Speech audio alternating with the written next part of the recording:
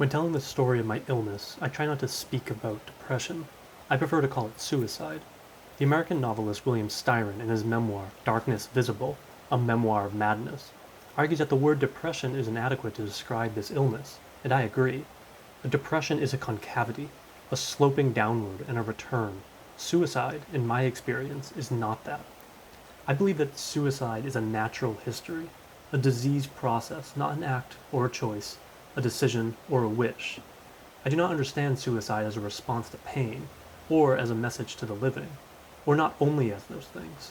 I do not think of suicide as the act, the death, the fall from a height, or the trigger pulled. I see it as a long illness, an illness with origins in trauma and isolation, in deprivation of touch, in violence, and neglect, in the loss of home and belonging. It is a disease of the body and the brain, if you make that distinction, but its etiology, its beginning, whether in early or later life, in the family or beyond, is social in nature. I see suicide as a social disease. I will refer to suicide, not depression. Donald Antrim's memoir, One Friday in April, A Story of Suicide and Survival, is a harrowing read, but it's one that is so important. We as a society, I think, don't know how to talk about suicide. Not only is it just a difficult subject to talk about, as it's about death and no one really understands death, but it's a subject that is ostracized from public discourse, partly for good reasons. Some studies do suggest that just talking about suicide increases suicide rates, so-called suicide contagion, but also partly for what I think are bad reasons. It's messy and complicated, and we don't really know how we categorize it medically. Is it a disease, or is it the ultimate act of free will? This confusion of what suicide even is has led a lot of people to just ignore it and hope that it doesn't affect their lives directly. Antrim in this book addresses this problem head on and discusses why the ways that we talk about suicide matter, and why the way that we're currently doing it is wrong. Like Susan Sontag in her Metaphors of Illness, Antrim navigates the language and rhetoric of suicide, exposing the underlying cultural belief systems that influence contemporary discourse about suicide. He seeks to redefine suicide. Most of what we say about suicide has nothing to do with suicide. Breakdown is not an accurate word for suicide, any more than it would be for tuberculosis or cancer. Depression is another misleading term, as are madness, lunacy, hysteria, the blues, despair, and so on. All words that speak to appearances, or to the affect, and the disorganized behavior of the patient. But the patient dying of suicide need not seem mad or lunatic or despairing. We most likely do not necessarily appear to be out of our minds. The terms that we use to describe illness can either inform or impede our understanding. We can speak and write in language that expresses tactility and touch, not theory and abstraction. We can figure forth meaning in appearances, or we can question appearances. The language of the discourse is vital because it reveals our prejudice towards the subject. He links it to how our perception of drug addiction and alcoholism has, in some ways, and in some ways not, but in some ways has shifted over time from a thinking of it as a bad personal choice to a disease that takes hold of people and won't let go. He writes, Alcoholics Anonymous helped produce the concept of alcoholism as a disease, not a sin or a sign of weakness, and this understanding has led to better healthcare and reduced stigma. Stigma, the stigmata, refers to Christ's martyrdom, his blood, the wounds made by the nails driven through his hands and feet when he is crucified by the Romans, and on his head, the marks left by the crown of thorns that Christ wore as he died. Christ died for our sins. He dies to save us. I read and reread the 12 steps of AA, which follow from our acceptance to some higher power in our lives, God as we understand him.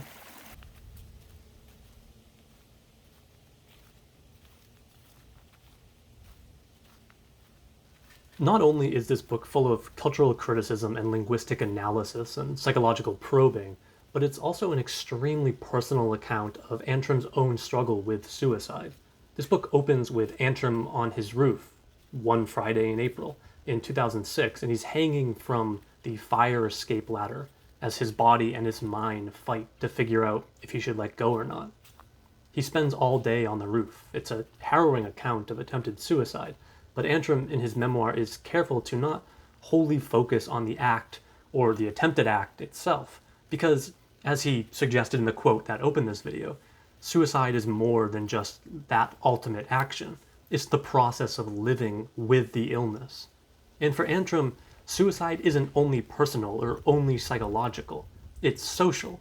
It's dependent on the language that we use when we talk about it. We think that suicide is about the individual, the sui in suicide. But Antrim exposes an entire apparatus that creates the disease and allows it to fester inside of him. His alcoholic parents, his abusive uncle, etc. Suicide is as much a social disease as it is a personal disease. It's society that allows it to perpetuate and spread.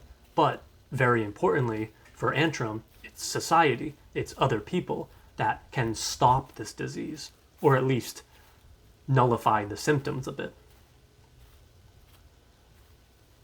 Antrim talks about how he was in the hospital and was offered electroconvulsive therapy to try to cure this disease, and he wasn't sure what he wanted to do. And it wasn't until one of his good friends, a certain David Foster Wallace, called him and encouraged him to receive the treatment that Antrim went through with it finally.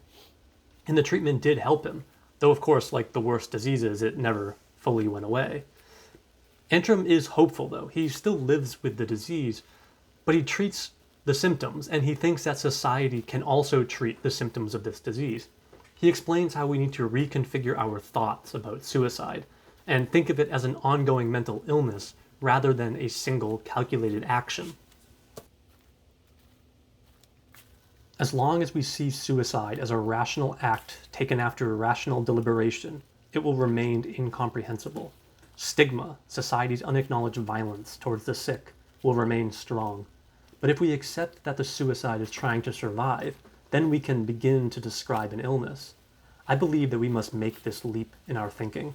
We must rule out myth and speculation.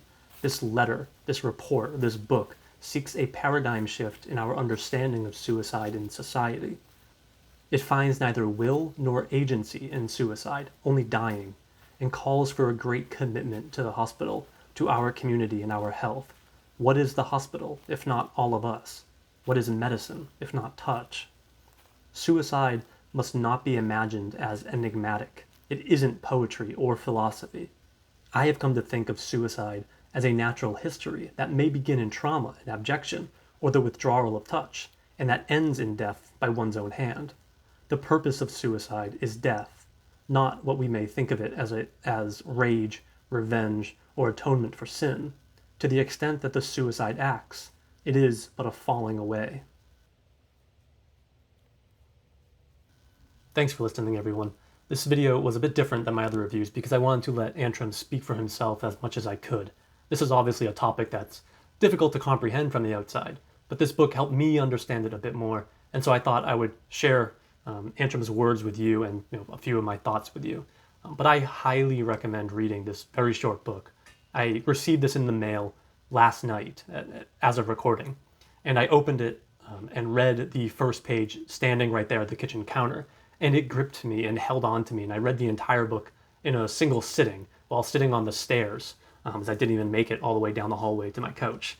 I really just couldn't take my eyes off the page. It's a marvelous memoir about a really important topic, so thank you to Donald Antrim for sharing his story.